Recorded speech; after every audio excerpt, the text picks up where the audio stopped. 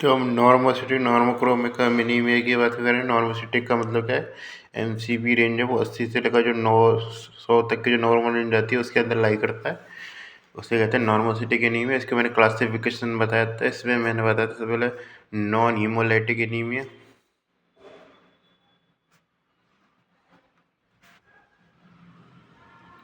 Non haemolytic में मैंने बताया था तो ए प्लास्टिक एनीमिया बता दिया था, और मैं थोड़ा सा बताया था कि एनीमिया क्रोनिक डिजीज और आयरन आयरन डेफिशिएंसी एनीमिया भी आ जाते हैं कुछ हद तक, लेकिन वो उसके बारे में डिस्कशन कर चुके हैं। वैसे होने को तो वो माइक्रोसिटिक में भी आ जाते हैं, वैसे मेन माइक्रोसिटिक में आते हैं, इसमें भी आ जाते हैं यदि अर्ली स्टेज हो तो इसलिए उनको मैं क्लासिफिकेशन में उसमें कर दिया, मैंने उसके बारे में बता दिया पूरे से उसके बारे में। इसलिए मैं इसमें वो खाली हमारा ए टॉपिक बचता है, वो बचता है हमारा ए प्लास्टिक एनीमिया।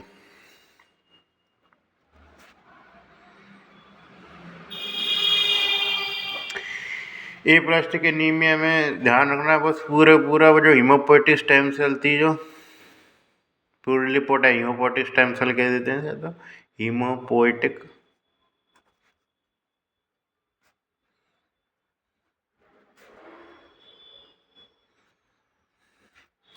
उसका क्या मिलेगा? डिस्ट्रक्शन मिलेगा, या इस तरीके से क्वांटिटी कम हो जाएगी इस तरीके से।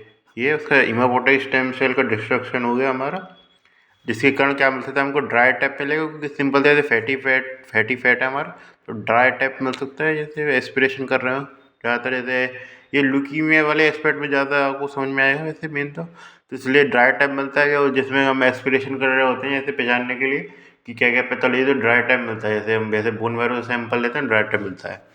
तो इसके अलावा और क्या मिल सकता है हमको? मेन चीज़ है पेनसाइटोपिनिया मिल सकता है, क्योंकि सिंपल सी बात है हीमोपोएटिक स्टेम सेल तो ऐसा है नहीं खाली आरबीसी का प्रोडक्शन हो रहा था, और भी चीज़ों का प्रोडक्शन हो रहा था, तो पेनसाइटोपिनिया मिल सकता है। ये चीज़ है मेन। इसे कॉज क्या रहते हैं ये पूछ सकता है आपसे। सिंपल सा पेनसाइटोपिनिया ड्राई टाइप ये तो बहुत सारी जगह भी मिलता है। मेन जो उससे आपसे किसी कॉज पूछता है, कॉज आपको पता होनी चाहिए क्या क्या कॉज रहते हैं इसके। तो इससे तो कुछ ड्रग्स रहती हैं, ड्रग्स जैसे बेंजीन हुई, एनकाइलेटिंग एजेंट हुए, खासकर जो कैंसर वाली ड्रग हैं वो काफ़ी सारी आती हैं जो ड्राई अप कर सकती है। बाकी उसके अलावा एंटी मेटाबोलाइट्स हुए,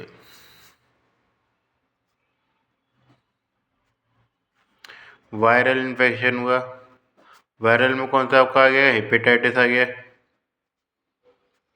उसके HIV आ गया, और ईस्टीन बार वायरस आ गया वायरल इन्फेक्शन में।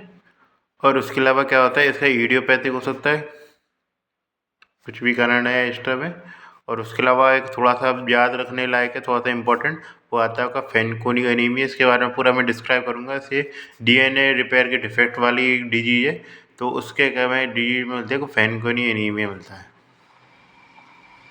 ये थोड़ा सा याद रखने वाला है। फेनकोनी एनीमिया में कौन सा मिलता है हमको, कौन सा टाइप का एनीमिया होता है? जैसे फेनकोनी एनीमिया ही दे दे, हो सकता है प्लास्टिक एनीमिया नहीं दे, उसकी फंडिंग नहीं पूछे। फेनकोनी एनीमिया की फंडिंग पूछे तो आपको ये प्लास्टिक एनीमिया के बारे में ही लिखना। ये चीज़ थोड़ा सा इसका पता होना चाहिए मेन। काफ़ी बार जैसे मेरे शायद सेमिस्टर में था या PUC में था, मतलब पूछा गया था वायरस कौन से कॉज करता है हमारा, तो वायरस पता होना चाहिए। शायद मैं हेपेटाइटिस वायरस करा था उसमें आंसर शायद, मतलब खालिस्तान का कोई भी आंसर कर सकते हैं उसमें। तो आपको तीनों के तीनों याद रहने चाहिए, हेपेटाइटिस, HIV और EBV, इप्स्टीन बार वायरस। तो ये चीज़ें तो को पता होना चाहिए क्या क्या मिलता है आपको। ड्राई टाइप मिल रहा है तो पेनसाइटोपिनिया मिल रहा है, तो ये चीज़ है मेन रूप से। इसमें क्या मेन रूप से फाइब्रोसिस हो जाता है, सिंपल सी वजह सेल का सेल मतलब मर जाती है, खाली बस फैटी फैट उसमें एक्यूमुलेशन, मतलब उसमें फैट, और जैसे होता है ना जैसे नॉर्मल केस में तो खाली फैट का एक्यूमुलेशन जैसे केवल उसमें मिलता था नॉर्मल में, जैसे TBI और लॉन्ग बोन हुई, क्योंकि जो नॉर्मल केस में उससे जाएगा बोन मैरो का फैट में कन्वर्टेड होना मिल रहा था, लेकिन इसमें जो जहाँ पे जो प्रोडक्शन होना चाहिए था फ्लैट बोन पे, वहाँ पे फ्लैट होना मिल जाता है, इसलिए फैट होना, तो वो चीज़ आपको मिल जाती है। इसलिए ये चीज़ है आपको याद रखनी है। मेन पेनसाइटोपिनिया वाला पॉइंट अगर ड्राई टाइप याद रखें, और उसके अलावा कुछ हद तक आप जैसे बात करें टीयर ड्रॉप RBC भी याद रख सकते हैं, थोड़ा सा याद करना हो तो टीयर ड्रॉप RBC भी। ये इसके बारे में, और आपसे कुछ नहीं पूछने वाला, ये पूछने वाला है ज़्यादातर, और कुछ नहीं पूछने वाला।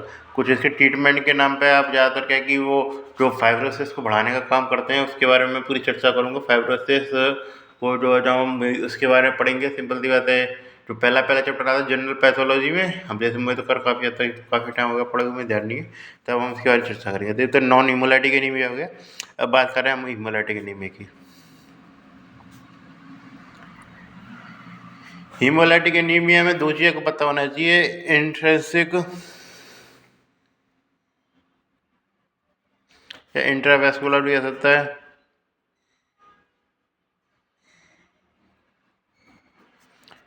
और एक्स्ट्रावेस्कुलर भी कह सकता है।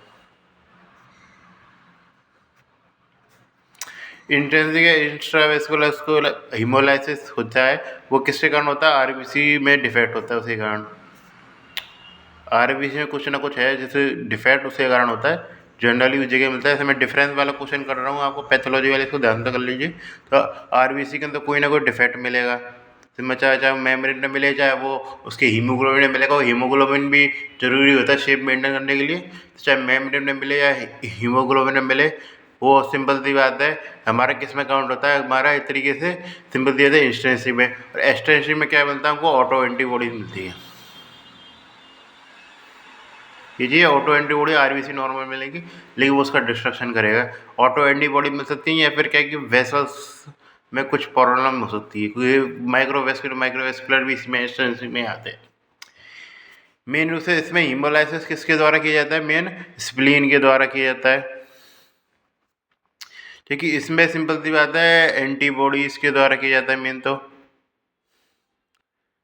एंटीबॉडीज की तरह बाकी वेसल्स में टकराने से हो जाता है हीमोलाइसिस, एंटीबॉडी में कहता है। स्प्लीन में होने से क्या मिलेगा हमको? बिलिरुबिन का लेवल ज़्यादा मिलेगा, क्योंकि वो सिंपल सी बात है डिस्ट्रक्शन से बिलिरुबिन बनाएगी, ठीक है। इसके अंदर क्या मिलेगा? इसके अंदर हमको सिंपल सी बात है स्प्लीन तो डिस्ट्रक्शन कर नहीं रहा है, बाहर की बाहर हो रहा है, तो सिंपल सी बात है क्या मिलेगा इसको? सिंपल सी बात है एक्स्ट्रावेस्कुलर हीमोलाइसिस से हमको सिंपल सी बात है हमें मिलेगी, सिंपल सी बात है हीमोग्लोबिन यूरिया मिलेगा।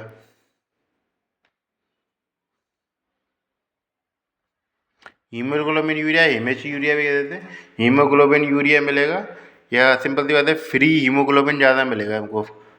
फ्री हीमोग्लोबिन ज़्यादा देखने को मिल जाएगा। क्यों देखने को मिलेगा? हीमोग्लोबिन में डिफेक्ट तो है नहीं है, लेकिन ज़बरदस्ती उसका डिस्ट्रक्शन किया जाता है आरबीसी का, तो आरबीसी का वो फ्री में ऐसे ही डोलता दिखेगा हमको। इसलिए सिंपल सी बात है हमें फ्री हीमोग्लोबिन हमको सिंपल सी बात है देखने को मिलेगा, किसमें? एक तरीके से एक्स्ट्रावेस्कुलर हीमोलाइसिस के अंदर। ये चीज़ आप जान सकते हैं, सिंपल सी बात है।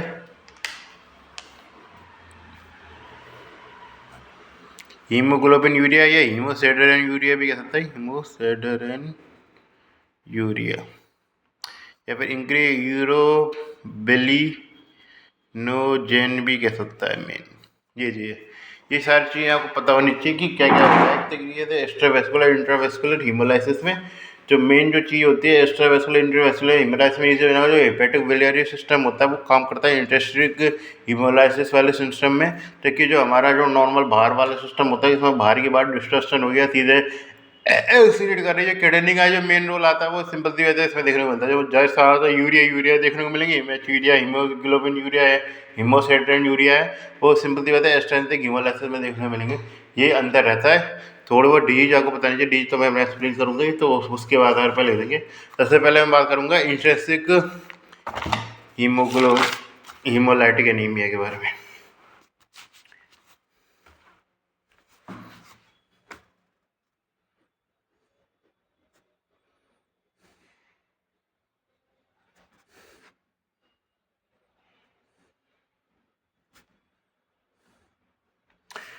काफ़ी कुछ में कॉन्ट्रास्ट है, कुछ हीमोलैस्टेंसी में भी काउंट हो सकते हैं चाहे तो, लेकिन मैं उनको एक ही जगह काउंट कर रहा हूँ। जैसे जो किताबों में क्लासिफिकेशन दे रखा है उसके आधार पर कर रहे हैं। तो किताबों को लेके बात करें तो हमारा पहला आता है हेरिडिटी स्पीडोसाइटोसिस, ये पूरी तरीके से इंट्रिंसिक है, इसमें कोई शक की बात नहीं है।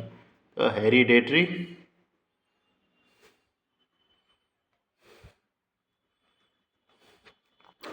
हेरिडेटरी स्पीडोसाइटोसिस में क्या है कि मेम्ब्रेन का डिफेक्ट मिलता है। मेम्ब्रेन डिफेक्ट में क्या मिलता है? जो मेम्ब्रेन जो होती है हमारी आरबीसी की मेम्ब्रेन, उसमें क्या बैंड से रहते हैं। जैसे मैं बनाऊँ तो बैंड के नाम पे, तो ये हमारा रहता है बैंड 3 उससे जुड़ा रहता है हमारा एनकाइलिन, और उस पर जुड़े रहते हैं ये बॉन्ड के नाम पे बीटा और अल्फा चेन जुड़ी रहती हैं, ये लगा लीजिए। इसे क्या कहते हैं, स्पेक्ट्रिन कहते हैं। ये किसका काम करती हैं, एक तरीके से ये हमारा मेम्ब्रेन को बनाने का काम करती है। तो इसमें क्या, किसी भी जगह जब बैंड 3 हो, एनकायरिन हो, स्पेक्ट्रिन हो, इसमें क्या किसी में भी डिफेक्ट आ जाता है। डिफेक्ट आ रहा जाता है जिसके कारण क्या है कि उनकी जो शेप होती है बाइकॉनकेव नहीं रह पाती। जैसे नॉर्मल शेप तो बाइकॉनकेव रहती है, उससे क्या चेंज हो जाके स्पेरिकल बना लेता है। तो स्पेरिकल में चेंज हो जाता है किसका, हमारा सिंपैथी बात है, जो सिंपैथी बात है, जो हमारा क्या कहते हैं आरबीसी की जो मेम्ब्रेन होती है स्पेरिकल बन जाती है। जैसे नॉर्मल तो बाइकॉनकेव रहती है, यूँ ऐसे रहता है, उसमें पूरा स्पेरिकल सा बन जाता है, गोला रह जाता है। ये स्पेरिकल जो होने से का मतलब क्या है, एक तरीके से उसका सरफेस एरिया है वो कम हो गया है। सरफेस एरिया का कम होने से क्या मतलब आ जाता है कि सरफेस एरिया कम हो गया तो क्या जाएगा, तो उसकी जो अब नॉर्मल सेंसिटिविटी दिखाता है ये कम होना, मैं बार बार करूँगी, इसका मतलब ये नहीं है कम होना है, ये होता है अब नॉर्मल सेंसिटिविटी किसके लिए, हमारे सिंपल बात है, जो हमारा होता है क्या होता है हमारा सिंपल बात है, जो हीमोग्लूटिनिन होता है फ्रेजिलिटी या ऑस्मोटिक फ्रेजिलिटी टेस्ट होता है, उसके लिए सेंसिटिविटी अब नॉर्मल दिखाता है।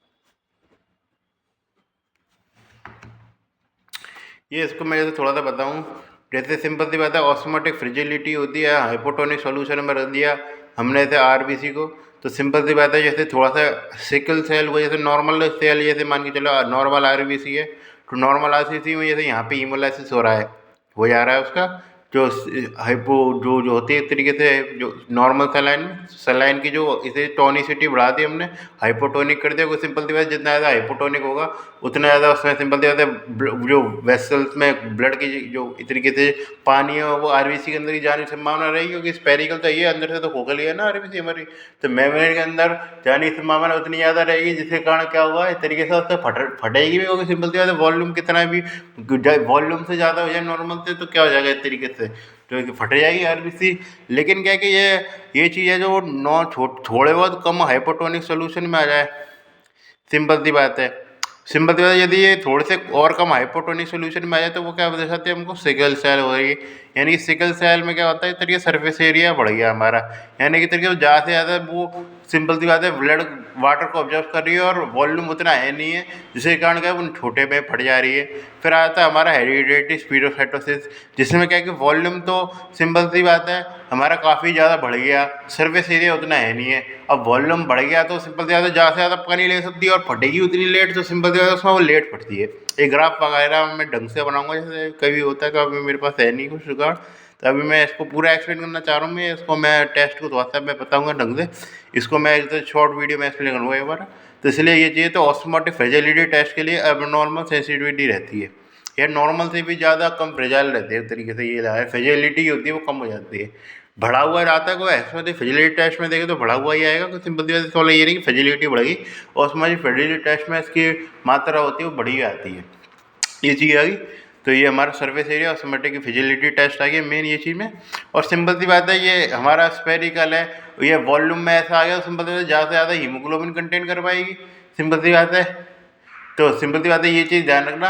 अब हीमोग्लोबिन के केस में सिंपल सी पर सर्फेस एरिया ये ज़्यादा हीमोग्लोबिन कंटेंट करेगी, कम हीमोग्लोबिन कंटेंट करेगी, तो सिंपल सी बात है सर्फेस एरिया तो नॉर्मल से कम हो गया, वो सिंपल सी नॉर्मल से कम हो गया, लेकिन क्या किया उसने स्पेरिकल बना दिया, उसका सेंटर पिलर तो गायब हो गया, तो इसमें नो सेंटर पिलर है,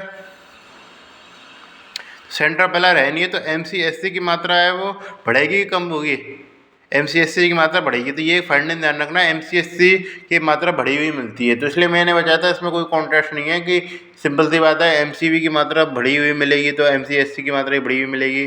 जैसे मैक्रोसाइट में आता है एमसीएससी की मात्रा है वो नॉर्मली मिलती है, ठीक है, इसमें देखिए तो एमसीएससी की मात्रा है वो बढ़ी हुई मिल रही है हमको, ये चीज़ आप फैक्ट समझ गए इसमें। तो MCSC की मात्रा आपको बढ़ी हुई मिल रही है। ऑस्मेटिक बायोलॉजी स्फेरिकल शेप हमको RBC मिल रही है, हमको स्फेरिकल शेप RBC। ये 3-4 फैक्ट आपको याद रखने ज़रूरी हैं। थोड़ा सा मेन चीज़ इसमें क्या मिलेगा, इस तो हमारा सिंपल सी बात है स्प्लीनोमेगेली वाले सिम्टम जो होते हैं वो सारे के सारे मिलेंगे। कोई सिंपल सी बात है, इसमें इंट्रिंसिक हीमोलाइसिस हो रहा है, तो इंट्रिंसिक हीमोलाइसिस वाले सिम्टम वो जो होते हैं, जिसमें मैं 2-4 बताना भूल गया। बाकी सिंपल सी बात इसमें गॉल ब्लैडर स्टोन भी मिल सकता है हमको चाहे तो सिंपल सी बात है बहुत ज़्यादा पित्त का प्रोडक्शन हुआ है एक तरीके से, पित्त का कहीं होगा मतलब बहुत ज़्यादा लेवल पे स्प्लीन काम करेगा तो गॉल ब्लैडर डिफॉर्मिटी भी देखने को मिल सकती है एक तरीके से। हालांकि इसमें काउंट करते नहीं है उसमें, लेकिन कुछ ना कुछ चाहे हेपेटोबिलियरी सिस्टम बिगड़ा है तो पूरी तरीके से बिगड़ाएगा वो। तो इसलिए इंट्रिंसिक हीमोलाइसिस वाले जितने भी सिम्टम है, चाहे जॉन्डिस लगा लीजिए, जॉन्डिस लगा लीजिए और कुछ लगा लीजिए, और ये प्लास्टिक क्राइसिस भी जोड़ सकते हैं, प्लास्टिक क्राइसिस जोड़ दिए वो सारे सारे मिल सकते हैं। ये चीज़ है, ये प्लास्टिक क्राइसिस नॉर्मल चीज़ है, वो सब में आ जाता है। पैरावायरस B19 के कारण होता है, ये याद रखना जरूरी है, ये आप भूलने नहीं चाहिए। ये प्लास्टिक क्राइसिस में बताया था, पर वो वायरस B19 के कारण होता है।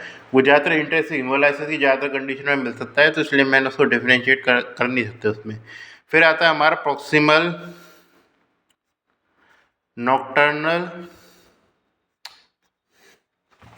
Haemoglobin urea.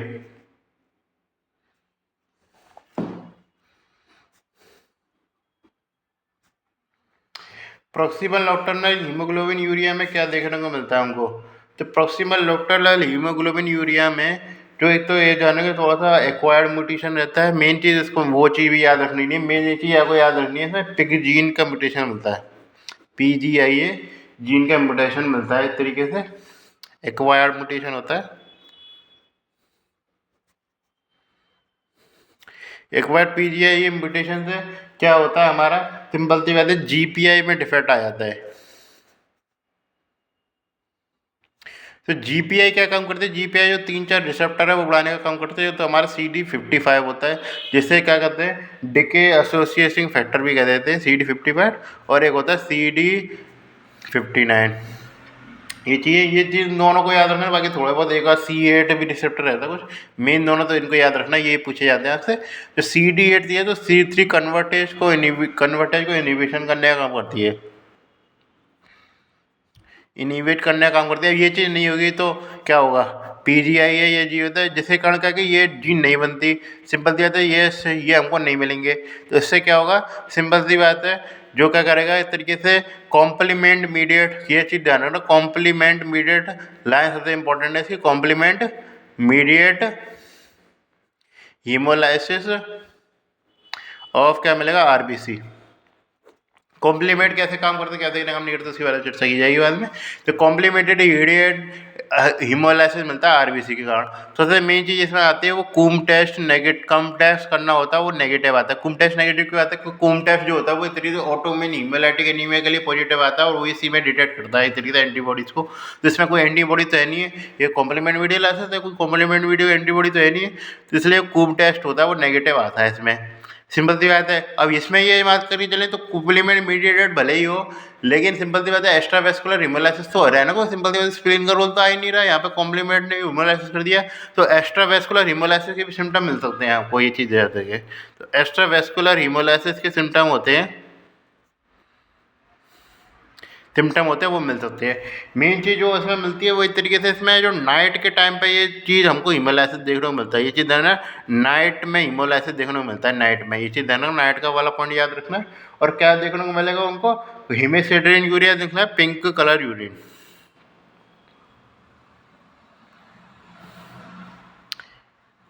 चलते पिंक कलर यूरिन हमको देखने को मिलता है। ये चीज़ है मेन टेस्ट में करते हैं, साइटोक्रोम वाला टेस्ट करते हैं साइटोक्रोम के लिए, जिसमें CD59 और सिंधे 55 हमको कम ही देखने को मिलती है, CD59 55 की कमी देखने को मिलती है, ये है। और एक और मैं बताऊँ तो बुड-कैरी सिंड्रोम भी देखने को मिल जाता है, बुड-कैरी सिंड्रोम, जिसके बारे में मैं बाद में चर्चा करूँगा। यहाँ पे कड़ी देता हूँ। तो बुड-कैरी सिंड्रोम में क्या होता है,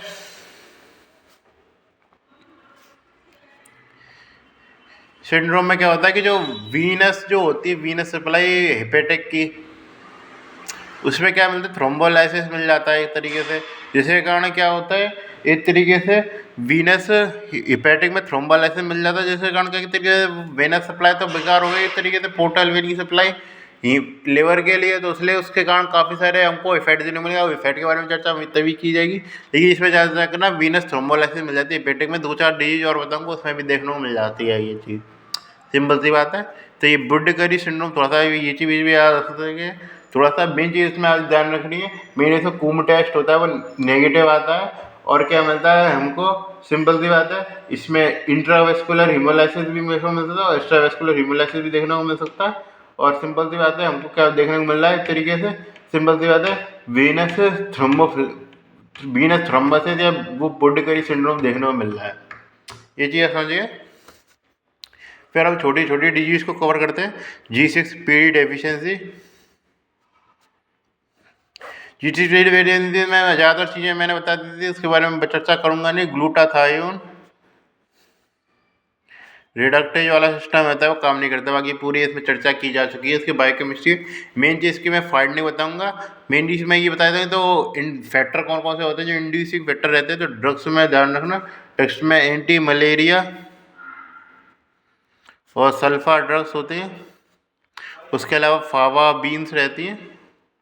फावा बीन्स काफ़ी इंपॉर्टेंट है, काफ़ी बार शब्द यूज़ किया था फावा बीन्स का, तो ये चीज़ ध्यान रखना, सिंपल सी बात है। और एक्स लिंक्ड रिसेसिव डिजीज है, ये चीज़ ध्यान रखना, बार बार बोल रहा हूँ, एक्स लिंक्ड रिसेसिव डिजीज है, इसलिए ये इंपॉर्टेंट है। एक्स लिंक्ड रिसेसिव होने का वैसे इसमें कुछ खास इंपॉर्टेंट है नहीं, ज़्यादा बायोकेमिस्ट्री वाला एक बैक एक्सपेक्ट है इसमें।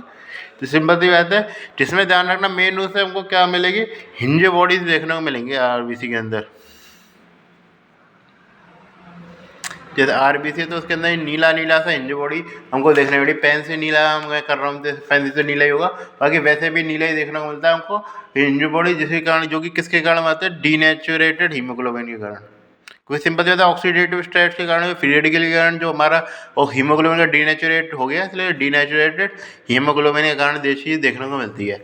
और क्या मिलता है हमको, सिंपल सी बात है, जो हमारा डीनेचुरेटेड हीमोग्लोबिन ये चीज़ मिल गया। उसके अलावा क्या करेगा, मैक्रोफाज का इसको डिस्ट्रॉय कर देता है, जो मैक्रोफाज, जिसके कारण क्या कि हमारा जब आरबीसी होती है, जैसे मैं तो ये हिंज बॉडी मिल सकती है।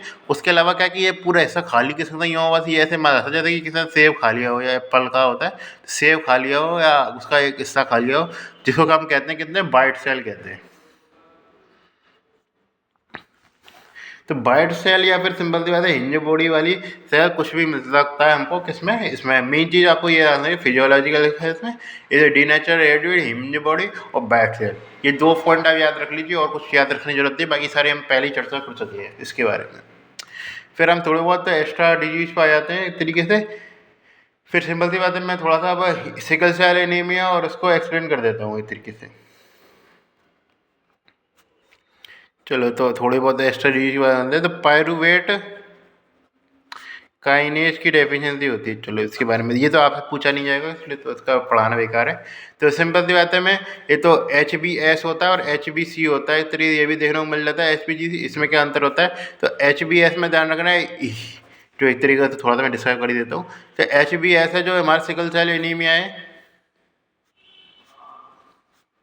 उसमें क्या मिलता है, हमारा बीटा चेन होती है, इसमें ध्यान रखना बीटा चेन इन्वॉल्व रह रही है दोनों जगह, बीटा चेन। इसमें ये अल्फा बीटा में कन्फ्यूज नहीं करना, ग्लूटामेट से वैलिन तो ध्यान रहता है हमको, ग्लूटामेट से क्या हो जाता है, वैलिन ट्रांसपोर्टेशन। इसमें क्या मिलता है, ग्लूटामेट से किसमें ट्रांसपोर्टेशन मिलता है, वैलिन की जगह इसमें मिलता है इस तरीके से लाइसिन में।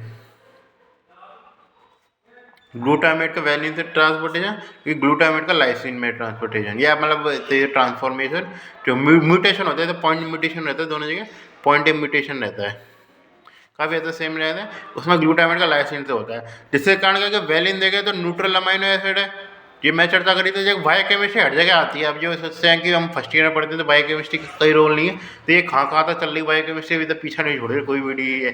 B12 में बताते पूरी बायोकेमिस्ट्री भी कवर हो गया उसका, तो इसलिए ये चीज़ है, तो बायोकेमिस्ट्री भी इंपॉर्टेंट एस्पेक्ट रहती है। जिसके कारण क्या कि हम जब इलेक्ट्रोफोरेसिस करते हैं तो क्या कि सिकल सेल वाला ट्रेट तो यहीं कहीं खत्म हो जाता है, क्योंकि जो हमारा HbC वाला ट्रेट है वो यहाँ तक जाता है। तो ये सिंपल सी बात है, ये एनोड है, ये कैथोड है, सिंपल सी बात है। ये थोड़ा सा हमारा क्या होगा, बेसिक अमाइनो एसिड हो गया, ये कैसा है, हमारा बेसिक अमाइनो एसिड है, बेसिक अमाइनो एसिड, और सिंपल वाला बेसिक अमाइनो एसिड है, यानी कि पॉजिटिव चार्ज होगा तो ये नेगेटिव के पास ज़्यादा जाएगा, और ये सिंपल वाला न्यूट्रल है तो बीच में रहेगा, लेकिन नॉर्मल जो होता है हमारा नॉर्मल वो इधर रहता है।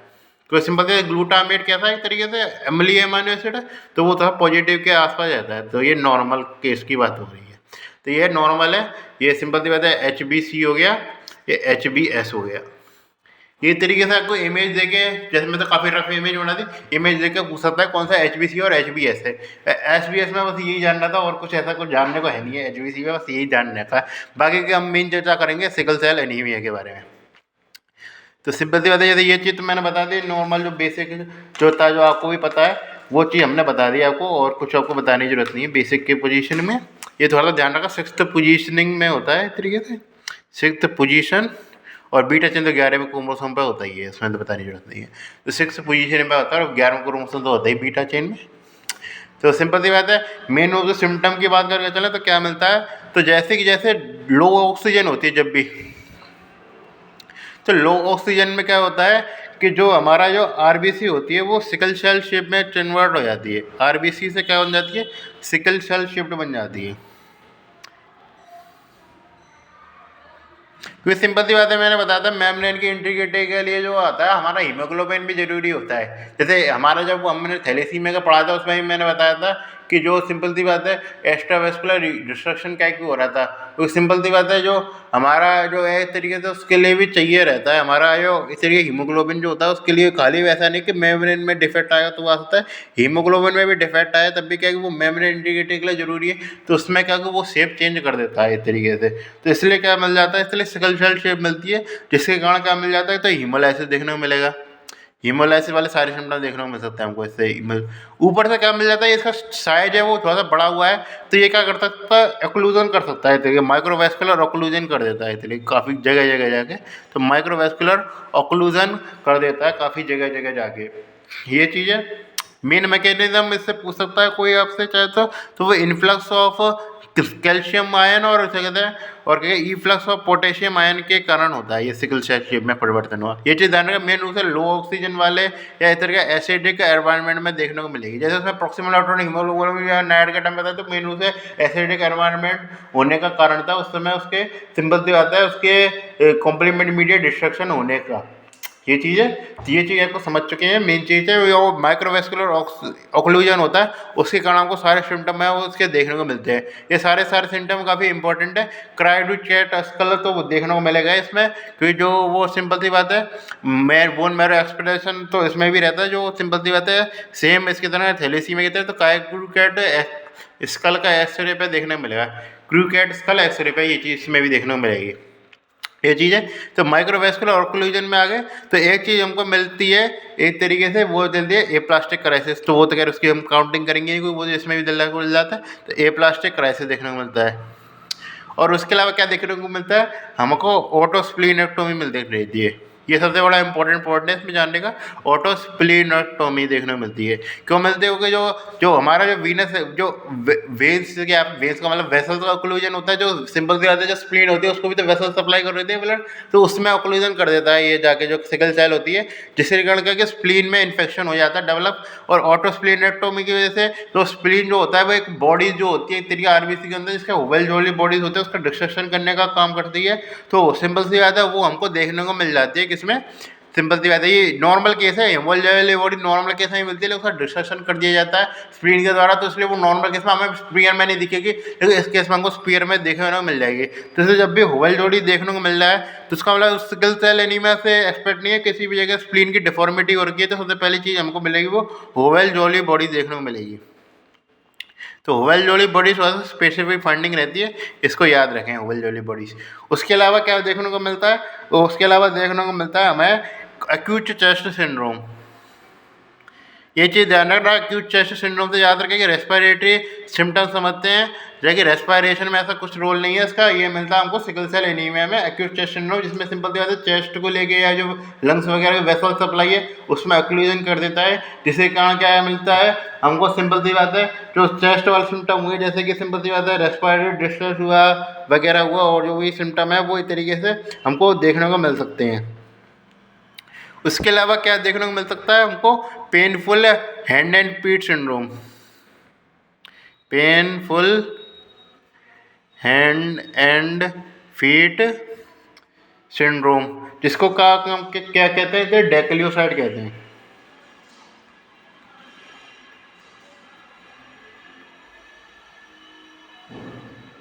जिसे हम क्या कहते हैं, इस तरीके डेक्लाइटिस कह देते हैं मतलब, तो उसे हम डेक्लाइटिस कह देते हैं। तो ये सिम्टम पता होना चाहिए।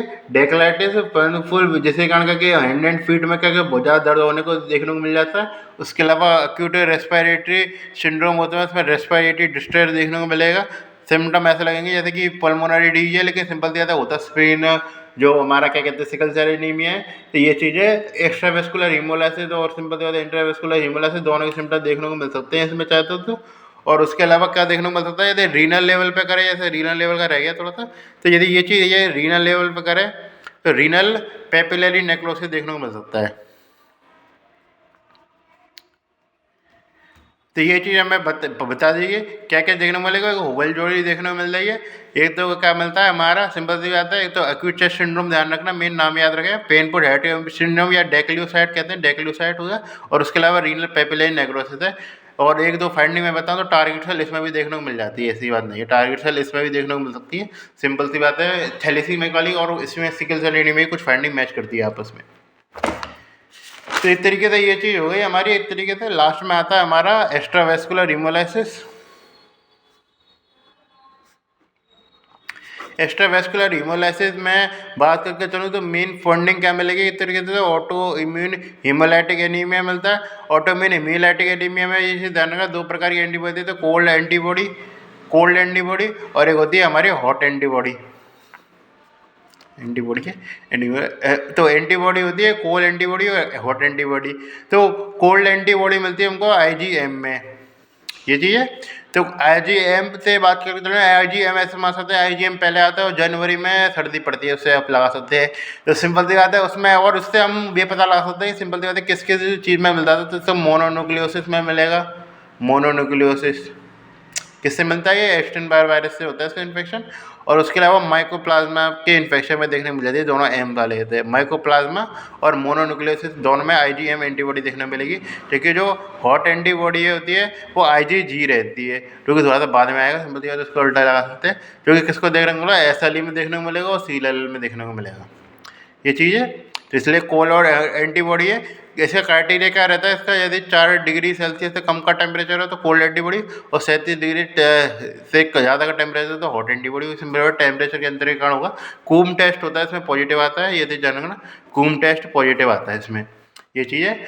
और उसके अलावा माइक्रोवेस्कुलर और मैक्रोवेस्कुलर की बात करें तो माइक्रोवेस्कुलर हीमोलाइसिस किस में देखने को मिलता है, मेन जो उसमें अंदर डीआईसी हीमोलाइटिक यूरेमिक सिंड्रोम या और जो भी डिजीज होती है उसमें देखने को मिल जाता है। और मैक्रोवेस्कुलर हीमोलाइसिस किस में देखने को मिलता है, वो रहता है हमको प्रोस्थेटिक वाल्व में, प्रोस्थेटिक वाल्व या फिर सिंपल सी बात है आयोटिक स्टीनोसिस।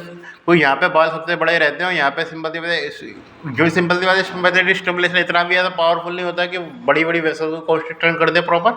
लेकिन यह कि यहाँ पे स्टीनोसिस या पे प्रोस्थेटिक बाल हमने लगा रखा अपनी तरफ से, तो वो मिलने से मना, जिसके कारण टकरा के उनसे क्या होती है हमारा जो आरबीसी होती है वो इंजर्ड हो जाती है। और दोनों जगह क्या मिलता है हमको, एक सिंपल सी बात है वो एक तरीके कॉमन फाइंडिंग मिलती है हमको, हेलमेट सेल मिलती है या सिस्टियोसाइड कह देते हैं,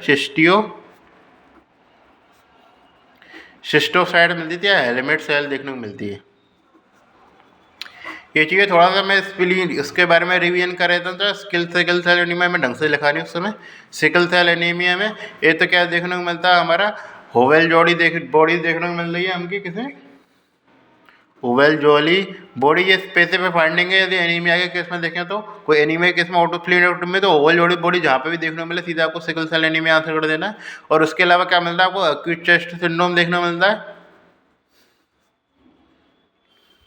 और क्या देखने को मिल रहा है हमको, डेक्लाइटिस देखने को मिलता है, डेटीलाइटिस हैंड एंड फीट में। और लास्ट में क्या मिल रहा है हमको देखने को मिल रहा है, रीनल पेपिलरी नेक्रोसिस, ये चीज़ है। बाकी कॉमन फाइंडिंग रहती है, टारगेट सेल होगी, जैसे मैं लिख देता हूँ टारगेट सेल, जो कॉमन फाइंडिंग में बताता हूँ टारगेट सेल देखने को मिलती है। हीमोग्लोबिन एफ बढ़ा हुआ देखने को मिलेगा इतना एनीमिया में, किस तरीके से, और क्रूकेट स्कल भी देखने को मिलेगा हमको। क्रू कट स्कल, ये तीनों कॉमन फाइंडिंग है। इस तरीके से थैलेसीमिया की भी, थैलेसीमिया वाली फाइंडिंग है, तो ये चीज़ आपको देखने को मिलेगी। तो इसलिए ये प्रकार का हमारा एनीमिया इस तरीके से खत्म होगा। आगे चल के हम सिंपल सी बात है ब्लड वेस WBC की बात करेंगे और उससे रिलेटेड डिसऑर्डर्स के बारे में बातचीत करेंगे। तो एनीमिया आपने अच्छे तरीके से कर लिया होगा, तो आप चाहे तो आपके लिए रेस्ट दिया जाता है या फिर ऑल द बेस्ट तो है ही, क्योंकि सिंपल सी बात है हमारा एनीमिया खत्म हो गया या फिर RBC खत्म हुई है, तो उसके लिए ऑल द बेस्ट। आपको ढंग से पढ़ें इनको, होता है एक स्कोरिंग चैप्टर है काफ़ी, कब तक कोई ट्रीटमेंट के लिए आपको कुछ ज़्यादा कुछ याद रखने के लिए मेनू से आपको डायग्नोसिस करना होता है।